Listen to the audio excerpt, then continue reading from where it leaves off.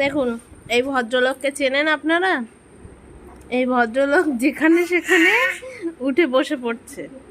ভদ্রলোকের মাথায় এইটুকু বুদ্ধি আসছে না যে পিছন দিকে উল্টে পড়লে কোথায় চলে যাবে। উনি এরকম ধারে গিয়ে বসে পড়ছে, উল্টে পড়ে যাচ্ছে যখন, তখন মেঝেতে গিয়ে পড়ছে। এই ভদ্রলোককে নিয়ে আমরা কি করব? এখন দোলনার গায়ে গিয়ে বসে আছি। গলার ভয়েসটা শুধু শুনুন একটি ভদ্রলোকের। ওরে বাবা, কি হচ্ছে? কি হচ্ছে কি এটা? হ্যাঁ, কি হচ্ছে? সবাইকে হ্যালো বলে দাও।